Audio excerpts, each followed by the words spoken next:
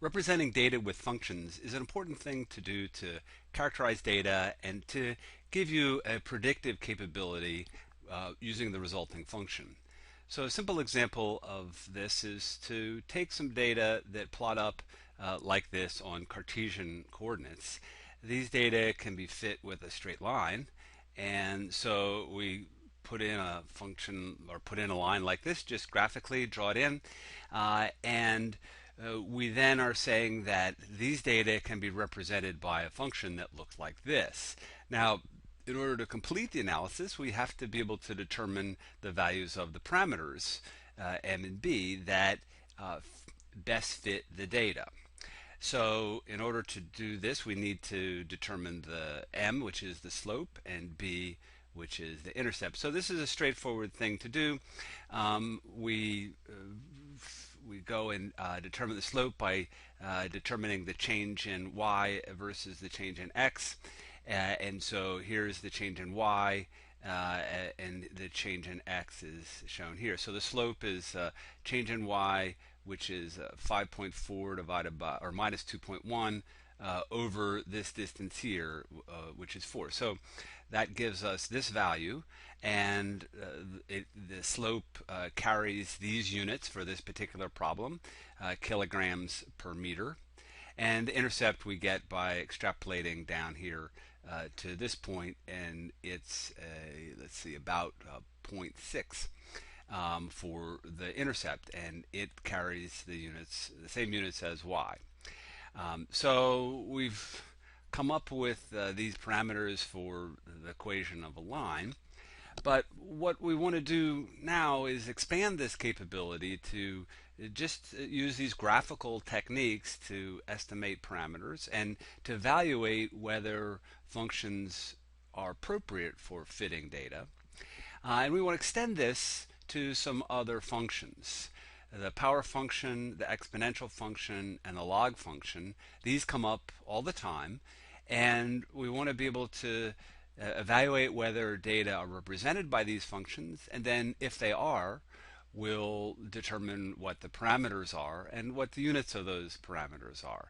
And that can be done using graphical techniques similar to what we've seen here, but the trick is that we apply a log transform to the data before we fit the straight line. So let's take a look at how to do that. So here's an example. This is the power function, and we have the power function right here. When we apply the log transform, we take the natural log of both sides. And so this is the log transform of the power function. It's just the natural log of y, and then the natural log of this product is the natural log of a plus b natural log of x. This has the form of a line. If we plot natural log of y on the y-axis and natural log of x on the x-axis, then we get an equation that has this form, where the natural log of a is capital B, the intercept, and lowercase b is the slope. So here's an example of how this would work. This column is the x values and the y values, and if we plotted this up, we would get a curve that looks like this. This is a power function, and so if we take the log of x, the natural log of x, so this column is the natural log of this column, and this column is the natural log of y. So these red numbers are the natural log of the numbers in this column. So when we plot these data here, we get this curve. It looks kind of like a parabola, but we take the log transform and we get this new set of numbers, and that plots up like this, like a line. Okay, so when this happens, when we take the log of x and the log of y and we plot it up and it's a straight line, then we know that the data here, the original data, are a power function. Okay, so we get this line, and then we can extract the parameters that we want by obtaining the intercept. So the intercept would be this value right here, about 1.1. And by comparing these two equations, the intercept is equal to the natural log of a. So if I take e to the capital B, then I get a, which is the coefficient in the out in front here of the original equation. And if I determine the slope of this plot here, that's capital M, and capital M is the exponent in the power function. Okay, so we've seen one way to apply that. If we have a table of data of x and y, we can take the natural log of x and the natural log of y and plot that up on Cartesian axes, get the slope and the intercept, and use that to determine the coefficient a and b. Another way of doing this is to put the data on log axes, and this can be done easily in plotting packages. In Excel, a log axis looks like this.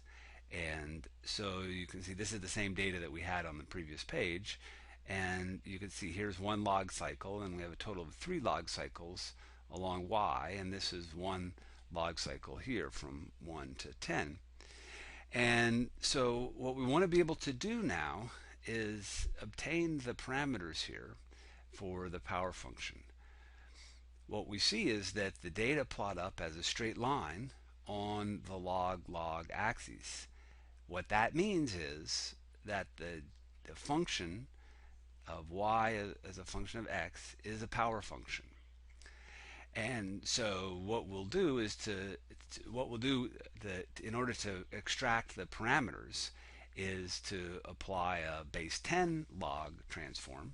And the reason for that is because these axes here are base 10 log. What we used previously was the natural log, but these are the base 10 log. And so let's just go through the procedure. We take the base 10 log, we get the equation for a line, and the slope of that line is equal to the exponent. In order to get the coefficient, this is, I think, a good way to think about it. If we take this equation, which is our transformed power function, and solve for log a, then we get this. And if we say that I'm going to pick x equals 1, substitute it in there, then the base 10 log of 1 is equal to 0. So this equation reduces to this. And so we just have that the log of a is equal to the log of y at x equals 1. And so if that's true, then a must equal y at x equal 1. And so we can simply read the value of a right off the plot. Okay, and so here's the value of x equal 1, and that would be the value of a. Now, it's important to keep in mind that the reason we can do this in this case is because these values right here are the actual values of the data. When we did this on the previous example, the y-axis in the log transform was the log of the data. Okay, so we've determined a right off the plot, and in order to determine b, we have to get the slope of this line.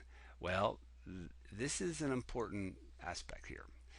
In order to get the slope, what we have to recognize is that the slope is done in terms of change in y versus change in x in log cycles. So it's the change in y in log cycles versus change in x in log cycles.